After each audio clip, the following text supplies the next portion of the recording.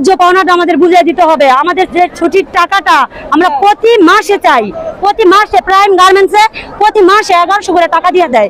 আমরা এই 1100 করে টাকা আমরা প্রতি মাসে চাই। আমাদের বছরের অর্জিত ছুটির টাকা পুরোটাই বুঝাই দিতে হবে।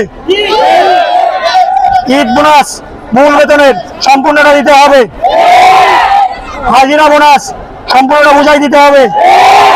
কাউকে হাফ বেলা ছুটি দিলে সেটা টাকা কাটা যাবে না।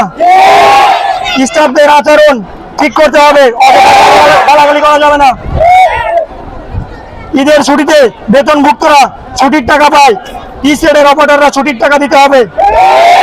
সার্ভিস চার্জ সম্পূর্ণ বুঝাই দিতে হবে।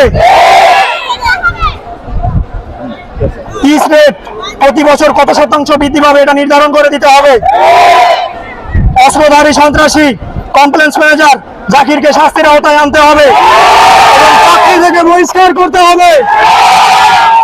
শ্রম আইন অনুযায়ী শ্রমিকের সকল অধিকার শ্রমিকরা বুঝাই দিতে হবে। শ্রম আইন অনুযায়ী আমাদের অধিকার আমাদের বুঝাই দেওয়ার পরে ইনশাআল্লাহ তারপর আমরা এখান থেকে যাব। আজকের আন্দোলনের কারণে কারোর উপর কোনো ব্যক্তিগত ক্ষোভ বা চাকরি থেকে বহিষ্কার করা যাবে না। আমাদের সম্পূর্ণ দাবি এইখান থেকে আমাদের সমাধান দিয়ে তারপরে যাইতে হবে। আমরা সবাই একত্রিত হয়ে আমাদের দাবি সম্পূর্ণটা আদায় করে নিয়ে তারপরে এখান থেকে আমাদের দাবি ছুটির টাকা দিতে হবে 1100 2500 3000 3800 আমরা বোনাসও ঠিক মতন আমাকে দেয় না। সালামি টাকাটাও বন্ধ।